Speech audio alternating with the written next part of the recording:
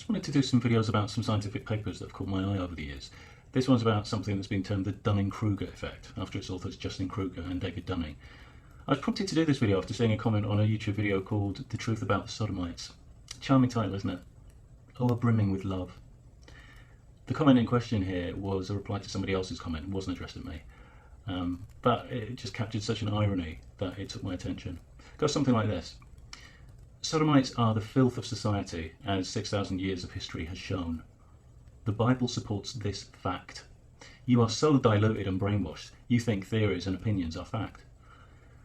So this guy is accusing someone of thinking opinion is fact, but he's just said the Bible supports the fact that Sodomites have been the filth of society for 6,000 years. Calling people filth is inherently a subjective value judgment, an opinion, very clearly not a fact, which would be objective and indisputable. How ironic that this zealot demonstrates the exact confusion between opinion and fact that he falsely accuses others of. This also tallies with the bemusing experience some of us have had in our time of coming away from a debate on whatever subject, having taken the time and care to logically counter every argument, only to have your opponent act as if their arguments are still perfectly intact. It's kind of like all their chess pieces are gone, their king is rolling hideously around on its side, and they're still thinking they hold the stronger position. Have you ever experienced anything like this? Odds are, if you ever participate in debate, especially online, you have. And so we come to the Kruger and Dunning paper, entitled Unskilled and Unaware of It. Fantastic title. They start off recounting the story of one MacArthur Wheeler, who was quickly arrested after robbing 2 Pittsburgh banks without a hint of a disguise. When he saw the surveillance tapes that later convicted him, he was incredulous and said, "But I wore the juice." Turned out he believed rubbing lemon juice in your face rendered you invisible to video cameras. Kruger and Dunning were interested in this cavernous gap between somebody's self-assessed competence and their actual competence. So they constructed a series of tests to help give some explanations to this phenomenon. They argued that people who are incompetent suffer 2 consequences.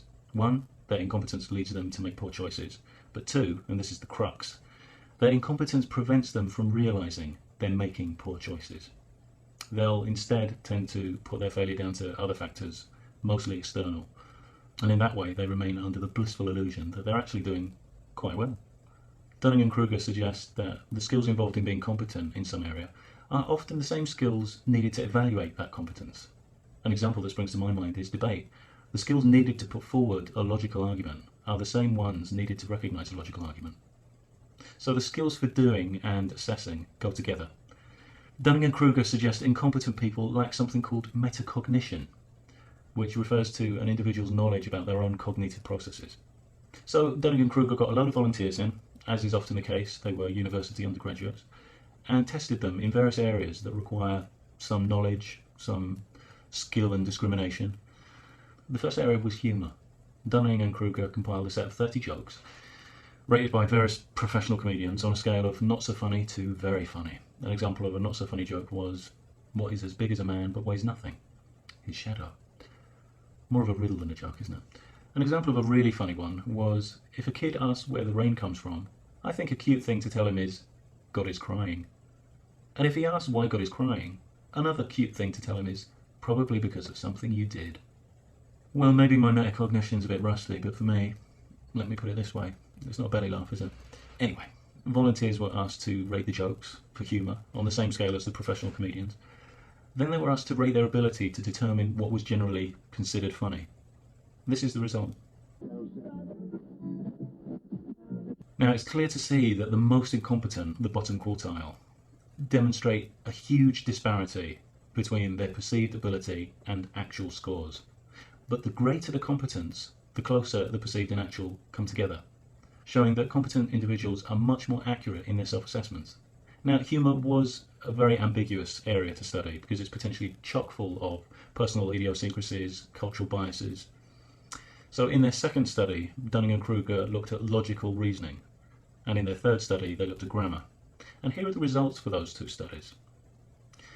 They show much the same pattern as the humour study, with incompetent folk massively overestimating their abilities. But an interesting phenomenon that was coming through at the top end was that highly competent people were assessing themselves as less able than they really were. Now, Kruger and Dunning thought a different process was going on here. It wasn't so much that the highly competent people were incompetent in self-assessment. It was more about highly competent people maybe giving others too much credit, believing others were generally as competent as them. Because if you think that others are as competent as you will rate yourself lower on the percentile scale. That will push you down towards the average. To test this idea, Kruger and Dunning designed an ingenious little sub-experiment where the bottom and top quartile volunteers were asked back to mark test results for their peers. They were then invited to revise their own self-assessments. Now, on seeing how other people were scoring, the scores changed to this. The top quartile, now alerted to other people's actual performance and recognising the true competence levels of their peers, revised their scores and now assess their own performance much more accurately in relation to others. But the bottom, still unable to recognise competence in themselves or others, stayed pretty much the same, scoring hopelessly wide of the mark. Now, it's not all doom and gloom for the people at the bottom. The study went on to show that training in any area, like social reasoning for instance, will not only lead to more accurate self-assessment, but also more accurate assessment of other people's competence. But then it does beg the question, how do you even know if you're at the bottom percentile? Well, I guess some independently graded testing would be one way of going about verifying your competence in whatever areas you were interested in. Getting social feedback may or may not work, depending on who you surround yourself with. You're not only introducing a variable of how competent they are, you're also introducing the variable of how willing they are to be honest. Interesting study, isn't it? Puts forward some intriguing ideas. So the next time you experience someone totally contradicting themselves but looking at you like you're the stupid one, 2 words. Dunning-Kruger. Okay, it's hyphenated. Does that make it 1 word? Okay, they're not really words, are they? They're people's names. So next time, remember, 2 names, Dunning-Kruger. Yeah, that doesn't sound right. 2 words, Dunning. That sounds much more snappy. Remember this phrase?